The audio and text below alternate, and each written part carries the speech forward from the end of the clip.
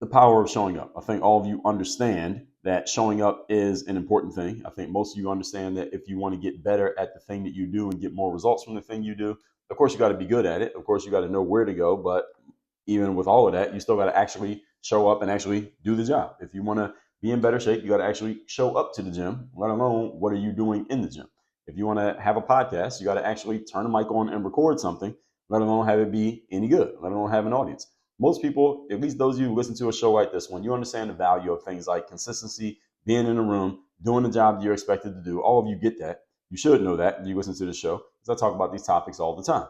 Today, we're going to talk about the power of showing up and why just being in the place where things are happening with things are happening that put you in line with the possibility of getting lucky and for great things to happen to and for you. That's what we want to talk about here today. Okay, so the topic once again is the power of showing up. And those of you who have any issues showing up, or those of you who have a place that you know you need to be, but you haven't shown up yet, this is going to be for you. Point number one. Topic once again today is the power of showing up. Number one, most people do not stick to anything long-term and or consistently. Anything. Most people don't stick to anything long enough to get any kind of result from it. And this is where the law of contrast helps to separate you from everybody else. Law of contrast is a very simple concept that you can easily stand out by just looking around at what mostly everybody else is doing and doing the opposite of that. Or you can simply do the opposite of one other person.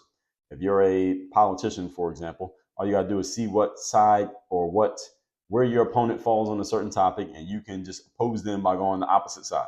All right, that's the law of contrast. May not always be a good idea, but the law of contrast says that as soon as you see something accepted as a norm, if you want to stand out, all you got to do is draw a contrast by being the opposite of that. All right, that's it. So the law of contrast separates you from others because most people don't stick to anything long term. So your contrast in this case is to stick to something long term when nobody else is, even if you're not that good. Most people are wildly inconsistent. So if you can just be consistent, even if you're not that great, you will be valued. I remember when I was working at Rita's Water Ice in the summer of, I believe it was 1998 in Philadelphia. And one of my coworkers, well, first of all, I was talking to my boss. Her name was Cassandra. One of my coworkers was this woman. She was maybe she was Haitian. I don't know what she was, but she was not that fast on the registers. The whole thing about working in a place like that, Water Ice is similar to like an ice cream shop. So in the summertime, you got so many people coming through. The key is speed. You just want to be as fast as possible at keeping your line moving and getting more people up to the window, order their stuff, give them their stuff, collect the money, cash them out, get them out of there, get the next person. So speed was the main thing. And the more orders you process, of course, the more money your register is going to take in. And the managers can look at that and they can see which workers are turning over the most customers and thus producing the most money for us. And those are the most valuable people. So I remember I was talking to my manager, Cassandra, and she was telling me that this girl who was relatively slow, she mentioned that she was slow. She's not going to be any faster than she is. And my manager liked me because I was pretty fast. I was faster than everybody. But she was telling me how this other worker was relatively slow, but a good thing about her was that she was dependable and reliable. At least we know she's going to show up. At least we know she's going to do her job. At least I know exactly what I'm going to get out of her. Is no surprises. Whereas with all these other people, I don't even know what I'm going to get. I don't know if they're going to have a good day, a bad day, or they're even going to come to work, how long they're going to be working here. I don't even know what I'm going to get. Consistency is valuable, folks, even when you ain't that good. Because most people are not consistent. See, some people are really good, but they're inconsistent. So you don't know what you're going to get. You don't know when they're going to be good and when they're not going to be good. And some people are bad and inconsistent. They usually get fired. But if you're okay, you're serviceable and consistent, you can stick around. You can at least find a place to stick around somehow, some way. So all you got to do is be the opposite of everybody else. And I'm telling you the things that most people don't do. Most people do not stick to anything long term. Most people are inconsistent. Most people have no discipline. I've already told you other things. People don't think, they don't read, and they're lazy. So if you can just be the opposite of that, you stand out. Is that doable? I'm just posing this question. Is that doable to everybody here? The key to making yourself stand out in any particular field, even if you don't know much about that field, is to look around, see what everyone else is doing, and do the opposite of everybody else. Because most people, by definition, are average. They simply follow the crowd and do what they see everybody else doing. Now, we know this is true because, first of all, the masses of people are the average individuals. The masses are the average. The masses are not people who are bad at what they do. The masses of people are people who are average at what they do. So any of you who considers yourself to be average, you're the person I'm talking about. I'm talking about the average person, which is the people in the middle. Bad is the people at the bottom end of the bell curve. It's only a small percentage of them. And there's the super people at the top of the bell curve. Everybody else is stuck somewhere in the middle. All right, those are the average folks. The law of entropy states that people and things get worse when left to their own devices and when there are no standards or guardrails around to maintain and enforce a high level of performance as a requirement. And most people don't have standards. Most people have no principles. Most people have no guardrails. Most people have nothing that is forcing them to perform at a certain high level on a consistent basis. This is the reason why most people are average, because they have no standards. And the law of entropy says you will regress to the mean, i.e. the average, if you don't have anything forcing you to not do that. If you're just left alone and nobody does anything with you, you will regress to the mean. That's how it works. So doing the opposite of what most people do is a cheat code to success. And I just told you what most people do. If you're listening, then you got it. The gym that I go to, I often will see some random person in there working out and looking like they're really going hard at their workout. Like, this person looks like they know what they're doing. I just notice them because they're there. They're in front of me. I see them. And I've come to understand through years of going to gyms, however, when I see someone doing this, that the person who I see going hard this Monday and then I see him again on Wednesday, 3 weeks from now, look around, that person's gone and I never see them again. Years go by, I've never seen this person again. And I've had this happen over and over and over again through years of going to gyms, whether it's the basketball part of the gym, whether it's the cardio part of the gym, the weightlifting part of the gym, the boxing part of the gym. I keep seeing it over and over again. Very rarely do I see a person consistently showing up all the time, at least as often as I do. I see people come and go. They were here for a few weeks, always here, now they're gone, never seen them again. This person was here for a few weeks, now they're gone, never seen them again. This person was here today, maybe they'll be here tomorrow and the next day, then they'll be gone, I'll never see them again. This is how it goes. And I'm using the gym as an example here, but it's a microcosm of life. Y'all know that there are over, last I looked, I gave y'all this stat on my show probably a month or two ago, but there are over, I believe the last time I checked, 4 million podcasts published on podcasting platforms. So between Apple, Spotify, SoundCloud, et cetera, there are more than 4 million podcasts out there. About 400,000 of them are, I believe the last I checked, have published like once in the last year, and maybe an even smaller number. I forget what the actual number is. I got to find a number. But the actual number was like less than 2% have actively published anything like in the last 30 days. Anything at all, like just one episode. So many people start, very few people continue. Not even finish, just continue. And the way most people behave at work and in life is this. They start, but they don't continue. You see them for a while and then they disappear. Even when they're better than you, if you keep showing up, you will eventually surpass them simply by just lasting longer than they did. Everybody can't beat you. They can't beat you if they don't show up. All right, somebody can't beat you if they're not there. All right, so you can win by default just by showing up, even if you ain't that good. And if you keep showing up and you learn anything, you probably will start getting good. Point number 2. Today's topic, once again, is the power of showing up. Number 2, not everything reveals itself as a winner on the first day. Hopefully, you'll have some aspects of life where you know yes or no immediately, but there's some aspects of life where you got to stick around for a while to find out. That's how it is. Time is required to find out. Life would be great if we got all the answers quickly and immediately at everything that we did. And maybe some of the successes you've had in life, they would not have happened if everything was judged on its first appearance or how everything looked the first time around. If I was judged or I had to have a decision made about whether or not I could continue playing basketball the first time I got on the court, then I never would become a basketball player because I wasn't good the first time I stepped on the court. Not like I had this natural innate talent for basketball. I had to keep working at it to become just not terrible, then to become average, then to become a little bit better than average, and eventually got to the professional level. But that took time. I had to keep showing up for a while before that happened. And if you're anything like me, again, maybe you didn't start off as a superstar at the thing that you do or things that you've done, but you eventually got better because you kept showing up, you dedicated yourself, you were disciplined to the process, disciplined to the work, mixing that all in with some instruction and some learning, and you got better. And eventually you actually became good, not only adequate, but good at the thing that you do. Maybe to the point that someone will pay you for it. All right, that takes time. That doesn't happen overnight. Anything you're good at now is because of that process, plus the continuous work you put in to continue to be good every single day. And the reason you're good to this very day is because you put in work over time and you keep putting in work to maintain your level of quality, not just because you got good and you stopped doing the work. Now, can the work become tedious? Of course. Can it be boring sometimes? Absolutely. But is it worth it? I can't answer that question for you. You got to decide what's worth it for you to keep showing up and doing the work. There are 1,000 things I could get good at if I showed up consistently to do the work. I just don't want to do all of them. I could be a pretty good construction worker if I showed up every day, learned the job, and did it. I can get pretty good. I could be a good figure skater if I worked at it. Maybe not figure skating, but I could be a good what's something else I'd be good at? A good carpenter if I learned the job and continually practice at it. I could be a good cook if I learned the job and continually worked at it. I don't want to work at it. You got to decide what job are you willing to do the work at in order to get good and to stay good once you get there.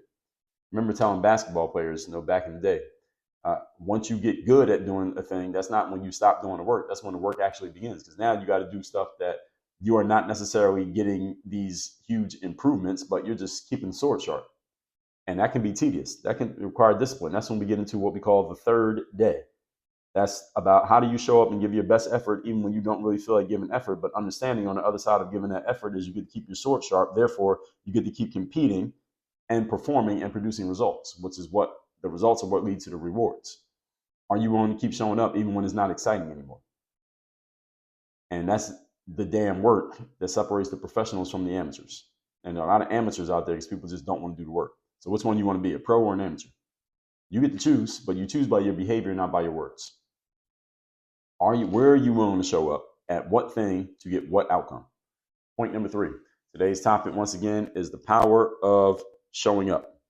And point number 3 is your preparation cannot meet opportunity if you are not present to have the meeting occur. So the opportunity is out there in the world. The preparation is the work you've done already. Those two can't meet if you don't show up to where things are happening. You got to show up to where the opportunity is at. Where's the opportunity at? And are you making it your business to show up in that place? They say that luck is when opportunity and preparation meet, right? Well, again, you can't meet anything if you're in the house, if you're not outside, if you're not in the room where things are taking place, or wherever the meeting is, you got to be there. That's why I tell any of you who's a professional at what you do, you need to, first of all, get clear on what business you're in. And then you need to make it your business to be in the room where the people who are doing that kind of stuff exist. You got to be in those places. Whoever's doing the kind of thing you want to do, you need to be in the room. I'm in the marketing business. I'm in the sales business. I make sure that I go to events where other people who are in the marketing and sales businesses are because I want to know who they are and I want them to know who I am.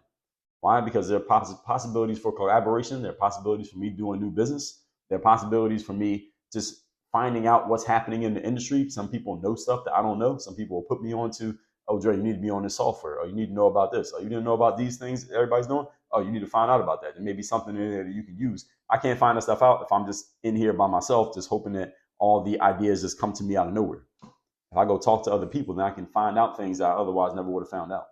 But you got to be in the room for that to happen. You got to show up.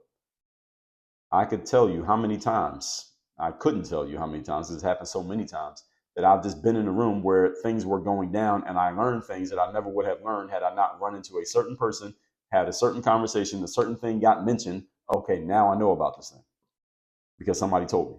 And it could just be one random person at an event with 5,000 people that this person mentioned something. Oh, damn, I didn't know about that. Now I can use it. See what I'm saying? But you got to be in the room. You got to get out of the house.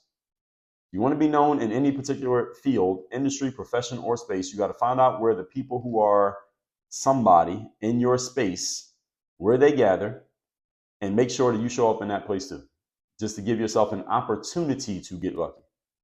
Again, luck may sometimes seem as if to be a random occurrence, but it's not random. Luck is not a random thing.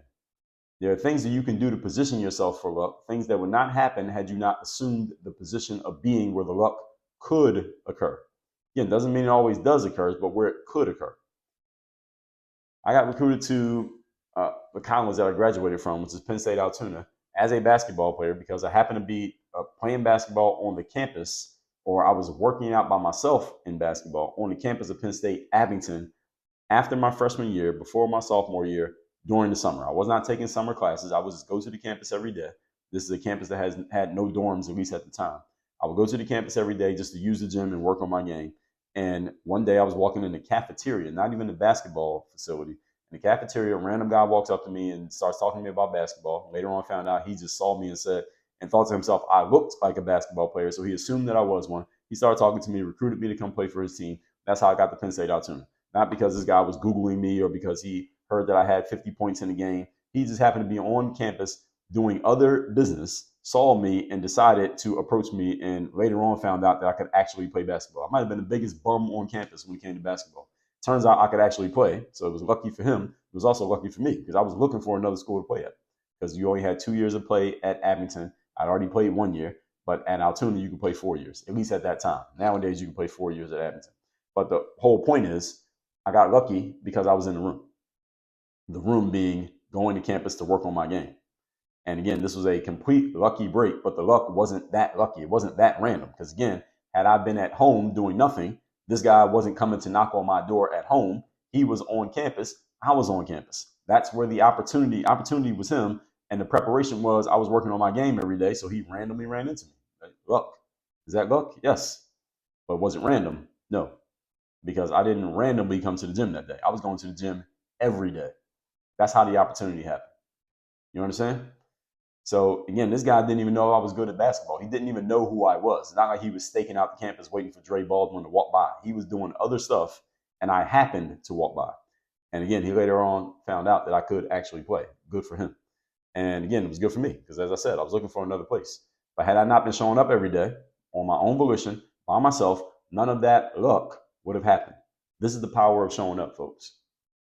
All that said, let's recap today's class. Again, tomorrow we're going into part 2 of this, talking about the power of showing up. Number one, most people don't stick to anything long-term or consistently. Law of contrast says, as long as you do the opposite of that, you separate yourself from everybody else. Easy. Is it easy? Not always, but is it simple? Absolutely. Number two, not everything reveals itself as a winner on the first day. Sometimes you got to give something time to find out if it's a winner, if it's the right thing, you're in the right place, or you're the right person.